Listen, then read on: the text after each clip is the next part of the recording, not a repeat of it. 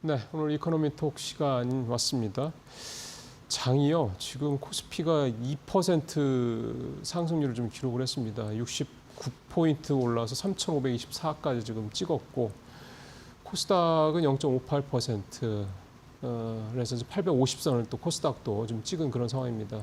외국인이 지금 딱 30분 됐거든요. 7,180억 코스피 사고 있고, 코스닥은 소폭 좀 매도입니다. 그리고 선물은 1,971억 좀 파는데 아까보다는 매도 규모가 조금 줄어들었습니다. 이건 물론 아직 봐야 되는 거죠. 기관은 지금 현물을 다 팔고 있고요. 코스피, 코스닥 그런 상황입니다. 연기금이 근데 오늘 1,100억 넘게 사네요. 전체적으로 기관은 매도인데 뭐 마치 그냥 오늘 한번 가는 데까지 가보자 뭐 그런 느낌마저 드는 시고, 그다음에 또 하나가 뭐 반도체 거의 오늘 뭐 외국인 매수는 집중되고 있다. 이 두 가지 특징들이 있습니다. 그래서 오늘 이런 시장 상황 관련해서 리서치 아름의 최성환 대표 모셔가지고요 말씀 좀 들어보도록 하겠습니다. 대표님 어서 오십시오. 네, 안녕하십니까. 되게 좋기도 한데 네, 너무 반도체만 가니까 네. 조금 안 좋기도 하고요. 네. 참 마음이 심란합니다. 좋게만 보기가 좀 힘들다는 얘기가 될 것 같은데 네. 제 마음은 그런데 아마 많은 개인 투자자분들도 비슷한 생각을 하시지 않을까 싶은데 네. 오늘 시장 또는 요즘 시장 어떻게 보고 계셨어요? 일단은 뭐 말씀하신 것처럼 그동안 어떻게 보면은 대형주 위주로 시장이 많이 흘러오고 있었고, 그러니까요. 아무래도 이제 소부장 뭐 이런 중소형 기업들 같은 경우에는 이제 그동안 상당한 약세를 보이게 되면서 이제 차별성이 좀 뚜렷하게 진행되는 그런 시장이었다라고 이제 생각을 하고요. 이런 부분들은 어떻게 보면 최근에 이제 수급적인 트렌드와도 연관을 지어서 볼 수 있을 거라고 생각이 그렇겠죠? 드는데요. 네.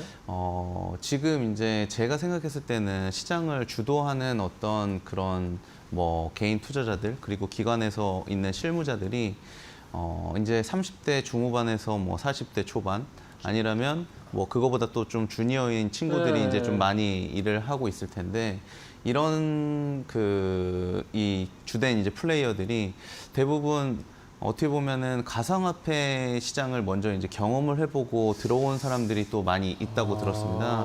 그렇기 때문에 그러네요. 네. 어떻게 보면은 시장의 그런 펀더멘털을 보고서 길게 가져가는 투자들보다는 네. 좀 빠르게 이제 매매를 하는 그런 스타일의 투자 전략들이 많이 나타나고 있는 상황이고, 그러니까 이를테면 기관에서 일하는 플레이어들이. 네, 그렇죠? 기관에서 일하는 플레이어들도 마찬가지고 뭐 개인들도 개인 마찬가지고, 투자들도 네, 그렇고. 네.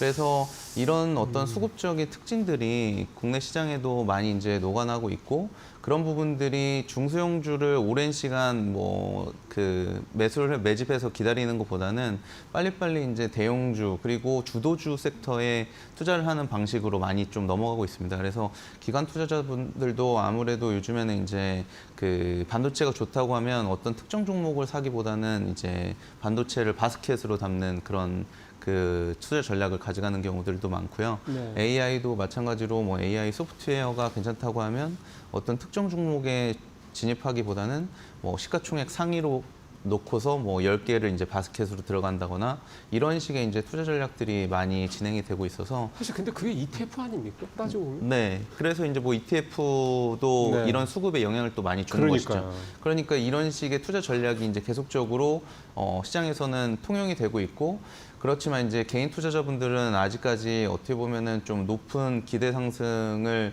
기대를 하시면 수익률을 기대하시면서 좀 작은 종목에 이제 투자 기간을 길게 가져가시다 보니까 최근에 이런 대형주 위주의 시장에서 조금 소외되는 측면들이 있기는 한데, 이런 부분들이 이제 좀 빨리 이런 흐름을 좀 이해를 하셔가지고 투자 전략을 좀 수정할 필요가 있다, 이렇게 좀 말씀드릴 수가 있겠습니다. 되게 의미심장한 말씀을 좀 해주셨네요. 그러니까 그 말씀은 그러니까 이제 사실 저희 같은 뭐 한 50대 전후 한 40대, 50대 뭐 이런 60대 이런 분들은 사실은 흔한 말로 성장주 투자, 가치주 투자 뭐 이런 식의 약간의 이분법적인 그런 접근이 있었거든요. 그러니까 네, 이런 반도체나 시크릿컬 종목들 이렇게 따라다니는 그런 성장주에 이제 중심으로 하는 분들이 계시고, 그다음에 정말 싼 가격에 이렇게 해서 소위 말하는 워렌 버핏이니 뭐 이런 분들 투자 법칙이죠. 네. 요거를 이제 추종하는 분들도 좀 계셔. 근데 지금 시장 상황은 네. 싸고 소외된 섹터의 종목들을 뭐 안전 마진을 확보한다는 그런 어떤 가치 투자의 기본 어떤 철학을 따라서 이렇게 사서 오랫동안 가지고 있어서 수익을 내는 이런 방식이 지금 트렌드하고는 좀 안 맞는다 이렇게 네, 그렇게 제가 네, 이해했는데 맞습니다. 맞는 거예요. 네. 그리고 이제 미국 시장 같은 경우에도 지난해 뭐 2023년도, 2024년도 이 기관 투자자들, 기관 그 운용사들 중에서 가장 이제 높은 수익을 기록을 한 회사가 이제 뭐 시타델이라든지 투시그마 같은 그런 회사들이었거든요. 그러니까 아주 익숙한 회사들이 아니에요. 또. 네, 그런데 이런 회사들이 어떤 시스템으로 이제 운영을 하게 되냐면 하이 프리퀀시 트레이딩이라고 해가지고 반복되는 예. 그런 매매들을 가지고 시스템 트레이딩을 많이 하거든요. 그러니까 사람이 직접 하는 게 아니라. 네, 그렇습니다. 그래서 이런 어떤 그런 시스템들이 마진이 되게 약합니다. 뭐 0. 몇 %를 추종하면서 반복적인 거래들을 계속적으로 하고 있는 그런 상황이거든요. 그래서 이런 어떤 그런 시스템 트레이딩이 시장에도 많이 이제 녹아나고 있고. 그러겠죠. 네. 네. 국내 시장에서도 이런 알고리즘 트레이딩이 많아지고 있는 상황에서 뭐 AI까지 여기에 접목된 그런 시스템 트레이딩이 많이 들어오면서 이런 어떤 대형주를 위주로 하는 그런 짧은 단위의 그런 매매들이 빈번하게 나타날 것 같습니다. 그래서 앞으로도 이제 자금들이 이런 쪽으로만 계속 또 많이 몰리고 있거든요. 그렇기 때문에 중소형주의 반등이 그렇게 좀 드라마틱하게 나오기는 앞으로도 좀 쉽지 않은 시장이다라고 판단이 되고요. 이런 투자 전략을 빨리 좀 이해하시고 따라오셔야지 될 것 같습니다. 그러면 지금 이제 대표님 말씀대로라면 일단 대형주 중심으로 포트폴리오를 짤 때 대형주 중심으로 짜야 네. 된다는 얘기고, 두 번째는 그다음에 어떤 특정 섹터, 그러니까 요즘에 시장에서 가장 핫한 특정 섹터 중심의 이른바 바스켓 매매 형태. 네. 그러니까 지금 반도체면 뭐 삼성전자와 뭐 담고, 그다음에 뭐 삼성전자 향 소부장들 뭐 일부 다 이런 식으로 이제 포트를 구성을 해야지 이제 네. 지금 시장에서 먹힌다 이 말씀이 되는 거잖아요. 네.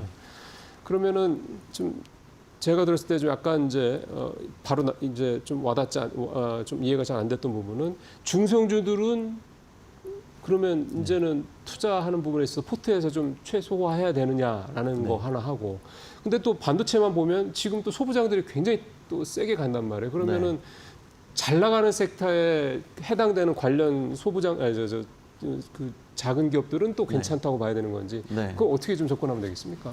일단은 뭐 이런 어떤 시스템 트레이딩이 뭐 수급적인 측면을 추종하는 그런 그 방식들도 있지만, 대부분이 이제 뭐 펀더멘탈을 예상하면서 그런 그 투자 전략을 취하는 그런 형태들이 많이 있기 때문에 네. 말씀하신 것처럼 이제 소부장 기업들 중에서도 실적이 좋아질 수 있는 그런 기업들은 분명히 이제 주가의 그런 탄력성은 있을 거라고 생각을 합니다. 그렇죠. 하지만 이제 그런 기관 자금들이 상당히 크고 어떻게 보면은 상당한 비중들이 이제 대형주 위주로 투자가 되어야지 하기 때문에 어떻게 보면은 중소형주들이 주가가 오르는 것은 그동안에 이제 거래량이 없어서 오르는 것이지, 어떻게 보면은 그만큼 많이 저평가되어 있다는 뜻이기도 하거든요. 그렇죠. 네. 그런데 시장에서는 계속적으로 이제 대형주 위주로 자금이 투입이 되고 있고, 오늘도 보면 이제 삼성전자가 4, 5% 오르고 SK 하이닉스가 네. 뭐 8, 9% 오르고 이러는 어떤 그 대형주들이 더 많이 오르는 그런 차별화로 가고 있는 시장이지 않습니까? 그래서 어떻게 보면은 중소형주에 계속적으로 이제 너무 지금도 싸다고 생각해서 계속적으로 들고 있기보다는 일부는 뭐 이전과 다르게 뭐 본인의 그런 투자의 그런 전략과 다르게 좀 대형주를 위주로 한번 개인분들은 이제 투자를 해보는 그런 방식을 좀 가져볼 필요가 있다고 생각합니다. 그렇게 말씀을 해주시면, 예를 들어 지금 제일 핫한 섹터인 반도체를 기준으로 보면 네. 소부장들 종목을 굳이 찾는 것보다 네. 그냥 SK하이닉스나 삼성전자를 들어가는 게 네. 수익률 측면에서도 그게 오히려 날 수 있다. 맞습니다. 또는 뭐 또 선택을 할 수 있다면 반도체 관련 ETF 상품 중에 삼성전자나 하이닉스의 비중이 높은 상품을 뭐 픽을 한다든가 뭐 이런 네. 식이 되겠네요. 네, 그런 전략이 이제 필요하다고 생각이 들고요. 지금도 뭐 오늘 어제나 뭐 이렇게 반도체 소부장 기업들이 또 많이 주가가 오르지 않았습니까? 오늘도 그렇고요. 네. 뭐 반도체 검사 장비 기업인 펜트론이라든지 뭐 테크윈 같은 기업이 지난 한 달 동안 뭐 주가 상승률이 80%, 뭐 66% 정도 예. 상승할 정도로 특정 소부장 기업들의 주가 상승률이 높은 이제 지난 한 달이었었거든요. 그렇죠, 그렇죠. 근데 이제 이런 기업들이 그동안 많이 이제 주가가 저평가되어 있었고 실적이 이제 올해까지는 안 나온다는 게 거의 확실하거든요. 그런데 이제 이런 기업들이 주가가 오르는 거는 이제 내년도에 그렇죠. 네, 이제 삼성전자와 SK 하이닉스가 그 이제 6세대 10나노 공정이 투자가 엄청나게 많이 이제 될 거라는 그런 기대감에 앞서가지고 이제 그 주가들이 많이 오르는 거기 때문에 장비주도 특히 네, 그렇겠네요. 어떻게 보면은 시장이 한 번 또 흔들렸을 때 이제는 11월 15일까지 또 실적 발표, 3분기 실적 네, 발표를 해야 네. 되고 또 이런 부분들에서 이제 좀 악재로 작용할 수가 있기 때문에 지금 특별하게 이제 소부장 기업들을 따라가기보다는 차라리 이제 대형주들 그리고 SK 하이닉스나 삼성전자 같은 경우에는 실적이 이제부터 계속적으로 예. 개선되는 모습들을 보여줄 수 있기 때문에 이런 대형주들에 먼저 이제 투자 비중을 늘려가는 게 더 바람직한 전략이 아닌가 이렇게 생각합니다. 예, 사실은 반도체 소부장 어제 오늘 한 최근 보면서 이제 근데 또 예를 들어 장비주만 지금 막 가고 소재나 부품은 안 가고 뭐 이런 것도 아니라 지금은 사실은 막 다 알아서들 막 가고 있는 상황이더라고요. 네. 그리고 또 순환매적으로 어제 많이 올랐던 종목 오늘은 조금 주춤하고 뭐 어제 조금 주춤했던 종목 오늘은 또 많이 뭐 이게 사실 이렇습니다. 그러니까 그게 말씀하신 대로 이렇게 시장에서 흐름이 나타나는 거는 어느 회사가 막 무슨 실적이 수치로 이렇게 증빙되고 이런 게 아닌 상태에서 그냥 기대감으로 간다는 얘기가 되는 네. 거잖아요. 그러니까 그런 상황에서 굳이 내가 확실하게 알 수 없는 소부장을 그러니까 이런 작은 종목들을 이렇게 추종하다가 이것도 저것도 아닌 것보다는 확실한 대형주를 가는 게 낫겠다. 투자 네. 전략적인 측면에서. 예, 오늘 이 말씀을 좀 염두에 두시면 여러분들이 이제 이번 연휴 때 어떤 식으로 이제 좀 투자 전략을 좀 한번 고민하시고 연구해 보실 것인지에 대한 좀 좋은 조언이 되지 않겠나 생각이 좀 듭니다. 자, 그다음에 저희가 이제 그 독립 리서치 회사 대표님들 좀 이렇게 모시고 있는데요. 이분들이 이제 매달 이렇게 리포트를 여러 개 내십니다. 그래서 오늘 최 대표님께는 지난달에 9월달에 4개 리포트를 내셨습니다. 현대엘리베이터, CJ대한통운, MDS테크, 도전비지온 4개 회사를 냈는데 그중에서 오늘 시간이 좀 되는 대로 한 2개 정도 종목을 왜 리포트를 쓰셨는지에 대한 말씀 좀 들어보겠습니다. 첫 번째 현대엘리베이터인데요. 이 회사는 사실은 뭐 배당도 많이 주고 뭐 네. 되게 좋은 회사입니다. 조용하고 또 네. 그러면서 이렇게 스물스물 주가도 좀 있고 올라가고 이번에 현대엘리베이터 리포트를 쓰신 이유는 뭡니까? 일단 현대 엘리베이터는 잘 아시다시피 국내 이제 엘리베이터와 에스컬레이터 예. 시장 점유율 1위를 기록하고 그럼요. 있는 그런 회사인데요. 네. 이 회사가 이제 어떻게 보면은 건설 경기에 영향을 많이 받는 그렇죠. 그런 회사입니다. 그런데 아시다시피 이제 올 상반기에 국내 건설 경기가 상당히 안 좋았기 그렇죠. 때문에 네. 이런 영향들로 인해서 이제 실적이 매출은 좀 많이 빠진 상황입니다. 하지만 이 회사가 이제 노후화된 그런 그 엘리베이터를 이제 보수한다거나 교체하고요. 네, 이런 거. 교체하는 그런 그 시장 점유율도 계속적으로 늘어나고 있고요. 그리고 요즘에 이제 또 고령화가 많이 있다 보니까 네. 지하철 같은 부분에서 이제 아. 에스컬레이터들이 많이 설치가 되고 아, 그리고 엘리베이터도 설치가 많이 되고 예. 무빙워크 같은 것들도 설치가 많이 되고 있습니다. 그래서 이런 부분에서 이런 그 매출의 증가분들을 좀 많이 이제 상쇄하고 있는 상황이고 또 이런 부분들이 고부가 가치 상품이기 때문에 어떻게 보면 엘리베이터보다도 또 수익이 많이 나는 부분입니다. 그래서 오히려요. 네. 네네. 그래서 이런 유지 보수라든지 아니면 이런 그 무빙워크 관련된 이런 고부가 가치 상품들 때문에 이제 수익성은 계속적으로 좋아지고 있었습니다. 그런데 네. 어떻게 보면은 건설 경기가 안 좋아지면서 상반기 내내 이제 주가가 좀 계속 부진한 모습을 보여줬었는데 저희가 이제 판단하는 이 현대 엘리베이터의 투자 포인트는 크게 3가지로 말씀드릴 수가 있겠습니다. 네. 방금 이제 앵커께서 말씀하신 것처럼 회사가 주주 환원 정책을 상당히 적극적으로 시행을 하고 있습니다. 원래 배당 많이 해주는 회사잖아요. 네, 2022년도에는 주당 배당금이 이제 500원이었었는데요. 23년도에는 이제 4,000원으로 늘었고요. 엄청 떴네요. 네, 24년도에는 또 5,500원까지 확대가 됐습니다. 올해에도 벌써 이제 중간 배당으로 1,000원을 했고요. 네. 뭐 5,000원 정도 수준의 배당이 예상이 되고 있는 그런 네. 상황입니다. 그렇기 때문에 어떻게 보면은 상당히 이제 안정적인 그런 배당 수익을 거둘 수 있는 회사다라고 말씀드릴 수가 있겠고요. 그리고 두 번째로는 이제 11월에 에이펙이 있지 않습니까? 여기에서 뭐 어떤 그 의제들이 다뤄질지는 모르겠지만 아무래도 우리가 이제 기대를 하고 있는 부분은 뭐 한반도 평화와 관련된 어떤 그런 메시지가 있을 것으로 이제 기대를 하고 있습니다. 근데 이제 현대 엘리베이터 같은 경우에는 현대 아산이라는 자회사를 가지고 있는데 이 회사가 잘 아시다시피 금강산 관광을 맞아요. 개발을 했고, 맞습니다. 참 오랜만에 듣네요. 네, 그리고 개성공단 관련된 그런 사업들도 주도적으로 참여를 했었던 민간 사업자이기 때문에 어떻게 보면은 이런 남북 경협 재개 시 가장 이제 수혜를 받을 수 있는 그런 기업이다라고 말씀드릴 수가 있겠습니다. 그리고 이제 마지막으로 세 번째 투자 아이디어는 이 회사가 이제 엘리베이터를 움직이는 그런 어떤 그 API 모듈을 이제 오픈을 하고 있거든요. 이게 어떤 의미냐면 예. 우리가 이제 버튼을 눌러야지만 엘리베이터가 움직이게 되는데 그렇죠. 이런 부분들을 이제 뭐 휴대폰으로 몇 층을 눌러도 된다는 것이고 만약에 앞으로 로봇 시대가 돼서 로봇들이 엘리베이터 버튼을 다 누르기가 어렵지 않습니까? 아무래도 그거 되게 섬세한 작업인 거니까. 네. 보면. 그게 이제 물리적으로도 뭐 버튼이 위에 있어서 손이 안 닿거나 그럴 수가 있기 때문에요. 이제 앞으로 근데 이런 로봇들이 배달도 할 것이고 그럼요. 여러 가지 이제 서비스들을 하려고 하면 이 건물 내 엘리베이터를 자동으로 이제 탈 수가 있어야 되는데 그렇죠. 이런 부분들을 이제 엘리베이터와 로봇 간의 그런 교신을 할 수 있는 그런 플랫폼을 가지고 있거든요. 그래서 이거를 이제 교신을 할 수 있는. 네.